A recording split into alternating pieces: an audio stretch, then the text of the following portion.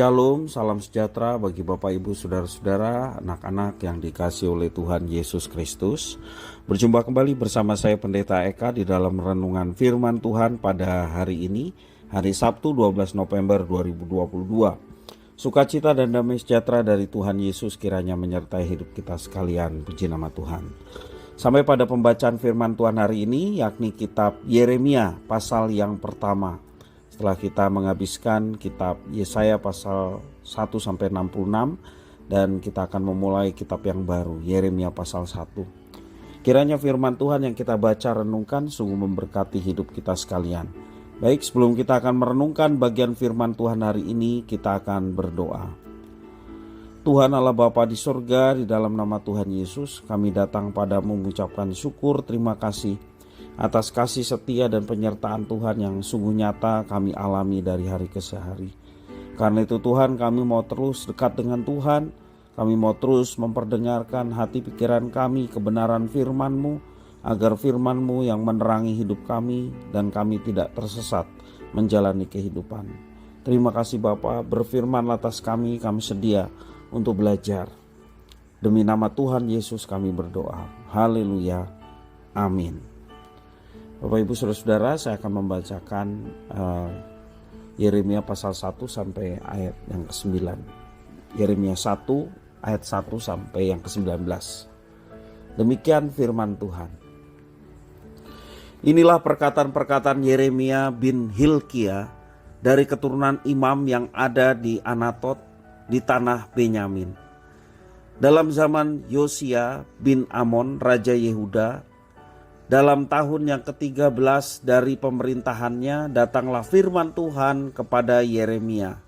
Firman itu datang juga dalam zaman Yoyakim bin Yosia, Raja Yehuda, sampai akhir tahun yang ke-11 zaman Zedekia bin Yosia, Raja Yehuda, hingga penduduk Yerusalem diangkut ke dalam pembuangan dalam bulan yang ke-5. Firman Tuhan datang kepadaku, bunyinya, sebelum aku membentuk engkau dalam rahim ibumu, aku telah mengenal engkau. Dan sebelum engkau keluar dari kandungan, aku telah menguduskan engkau. Aku telah menetapkan engkau menjadi nabi bagi bangsa-bangsa. Maka aku menjawab, Tuhan Allah, sesungguhnya aku tidak pandai berbicara sebab aku ini masih muda. Tetapi Tuhan berfirman kepadaku, janganlah katakan aku ini masih muda. Tetapi kepada siapapun engkau kuutus haruslah engkau pergi, dan apapun yang kuperintahkan kepadamu haruslah kau sampaikan. Janganlah takut kepada mereka, sebab aku menyertai engkau untuk melepaskan engkau. Demikianlah firman Tuhan. Lalu Tuhan mengulurkan tangannya dan menjamah mulutku. Tuhan berfirman kepadaku, sesungguhnya aku menaruh perkataan-perkataanku di dalam mulutmu. Ketahuilah, pada hari ini aku mengangkat engkau atas bangsa-bangsa dan atas kerajaan-kerajaan untuk mencabut dan merobohkan, untuk membinasakan dan meruntuhkan, untuk membangun dan menanam.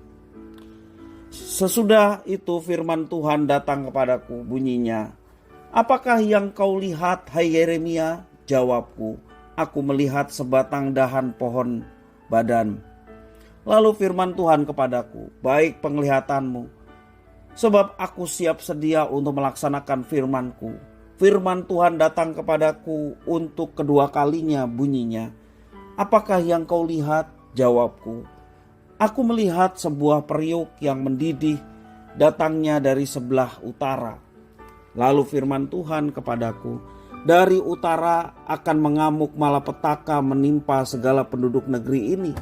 Sebab sesungguhnya aku memanggil segala kaum kerajaan sebelah utara, demikianlah firman Tuhan, dan mereka akan datang mendirikan tahtanya masing-masing di mulut pintu-pintu gerbang Yerusalem, dekat segala tembok di sekelilingnya dan dekat segala kota Yehuda. Maka aku akan menjatuhkan hukumanku atas mereka karena segala kejahatan mereka, sebab mereka telah meninggalkan aku dan membakar korban kepada Allah lain dan sujud menyembah kepada buatan tangannya sendiri. Tetapi engkau ini, baiklah engkau bersiap, bangkitlah dan sampaikanlah kepada mereka segala yang kuperintahkan kepadamu. Janganlah gentar terhadap mereka, supaya jangan aku menggentarkan engkau di depan mereka. Mengenai aku sesungguhnya pada hari ini aku membuat engkau menjadi kota yang berkubu, menjadi tiang besi dan menjadi tembok tembaga melawan seluruh negeri ini. Menentang raja-raja Yehuda dan pemuka-pemukanya, menentang para imamnya dan rakyat negeri ini.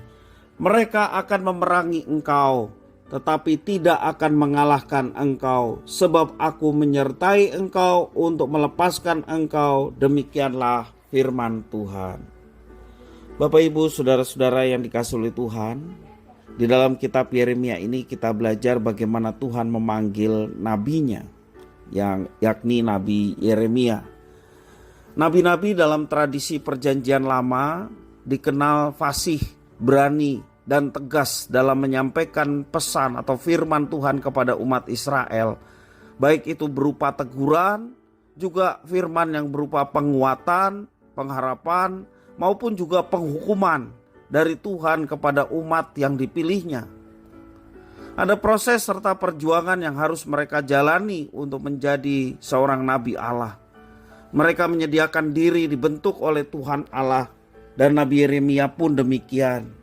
Nabi Yeremia adalah salah satu nabi yang bergulat dalam proses panggilan tersebut. Pada saat Nabi Yeremia berkarya, kerajaan Yehuda yang kecil terjebak di tengah-tengah persaingan kerajaan-kerajaan besar yang berusaha menancapkan kekuasaan di kawasan Yehuda. Dalam gejolak itu Yeremia menjalankan perannya. Ia berkarya selama pemerintahan 5 raja terakhir kerajaan Yehuda sebelum pembuangan. Dalam teks yang kita baca ada raja-raja yang berkuasa di Yehuda saat Yeremia melayani. Nah, tugas berat tersebut diterima oleh Yeremia. Yeremia waktu itu masih sangat muda, dan para penafsir memperkirakan usia Yeremia itu sekitar 20 tahun. Masih muda sekali. Pantas saja pada mulanya Yeremia merasa belum pantas dan kurang cakap untuk menjadi seorang nabi penyampai firman Allah kepada umat. Sebab ia sangat-sangat muda dan dia merasa bahwa dia tidak pandai berbicara. Keberatan Yeremia tersebut dijawab oleh Tuhan dengan begitu mendalam. Tuhan menegaskan ia telah mengenal Yeremia sejak Yeremia berada di dalam kandungan ibunya. Tuhan yang membentuk dan menetapkan tugas serta panggilan Yeremia sebagai nabi bagi bangsa-bangsa. Ada rencana Tuhan Allah atas Yeremia dan juga bagi setiap manusia ciptaan Tuhan. Tuhan hendak mengutus Yeremia kepada umatnya. Dia menghendaki umatnya untuk mentaati apa yang diperintahkannya. Demikian juga berserah penuh atas tugas serta panggilan yang telah ditetapkan Tuhan kepada Yeremia. Dan Yeremia pada mulanya mengelak panggilan tersebut. Justru pada akhirnya diperlengkapi oleh Tuhan. Dan Tuhan sendiri yang langsung menjamah dan memberkati Yeremia. Bapak, Ibu, saudara-saudara yang dikasihi oleh Tuhan, kita belajar bagaimana Tuhan mengurapi nabi-nabinya termasuk Nabi Yeremia. Nah, Bapak, Ibu, saudara, firman Tuhan pada zaman saat ini sudah lengkap. Dari kitab Kejadian sampai kitab Wahyu, firman Tuhan diberikan untuk diperdengarkan kepada manusia. Dan kita semua yang sudah diurapi oleh Roh Kudus ketika kita mengaku Yesus sebagai Tuhan dan Juru Selamat, bahkan dimeteraikan Roh Kudus itu dalam diri kita sebagai umat yang akan diselamatkan. Firman telah secara lengkap diberikan kepada kita, maka kita pun wajib menyampaikan firman itu, memperkatakan firman itu di dalam setiap kehidupan kita, sehingga sedapat mungkin banyak orang-orang boleh mendengar kebenaran firman Tuhan dan mereka boleh mengenal pribadi Allah yang benar, yakni di dalam Yesus Kristus yang kita puji, kita sembah. Karena itu Bapak, Ibu, saudara-saudara, dimanapun kita berada, kita memiliki fungsi kenabian, yakni menyampaikan firman, baik dalam sikap hati, dalam tutur kata, dalam tingkah laku, mencerminkan firman yang kita percayai dalam diri kita, dan kita boleh memperkatakan itu.